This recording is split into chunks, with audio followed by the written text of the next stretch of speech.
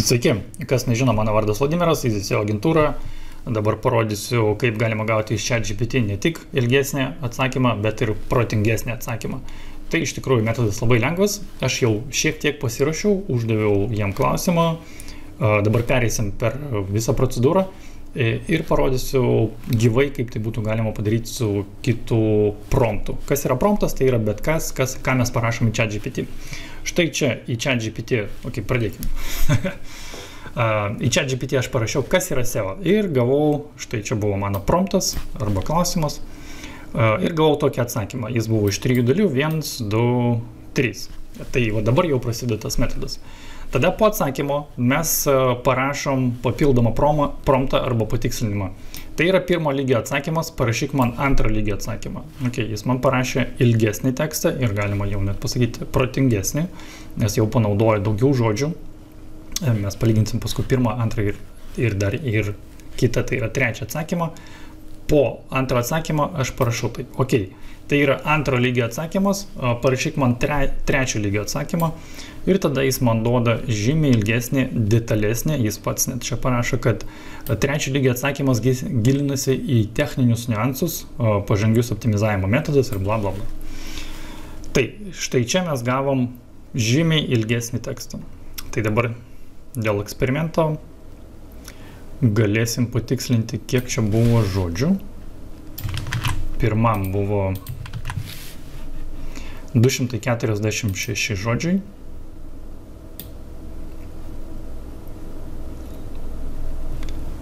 Antram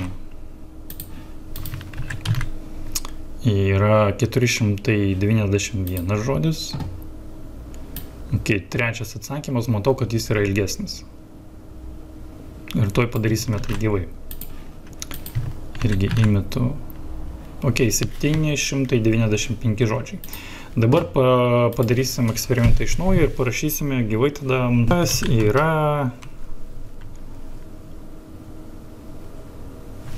Kas įdomu, atsirado pasiūlymai kaip Google paieškoje. Tai irgi yra žinia.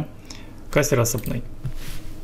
Atsakymas buvo trumpas, tai tada aš jau nukopijuoju ir įrašau jam mano patikslinimą. Tai yra pirmo lygio atsakymas, parašyk man antro lygio atsakymą. Bet čia GPT moka atskirti, moka suprasti tekstus su klaidomis. Ir kol kas aš tada parašiau, kol jis rašo, tai yra antro lygio atsakymas, parašyk man trečio.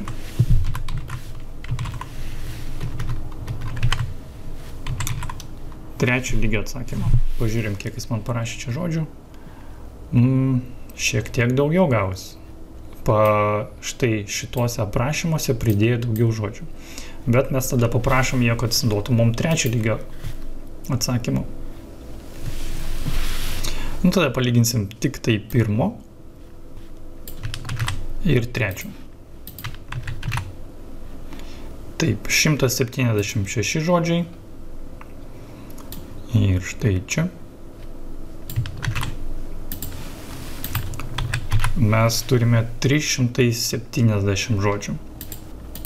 Dvigubai daugiau teksto gavom su trečio atsakymu.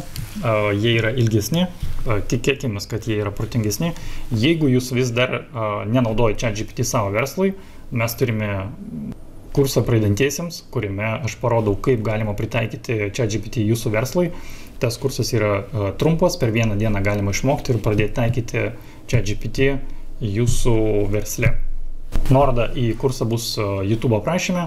Jeigu norit tiesiogiai nueiti tinklapį, tai galite pažiūrėti easyseolab.lt, ten surasite kursą, o jeigu norit pritaikyti ir papildomą nuolaidą, žiūrėkite aprašyme, kaip surasti nuolaidės kodą, galėsite jį pritaikyti ir įsigyti kursą su nuolaida. Iki.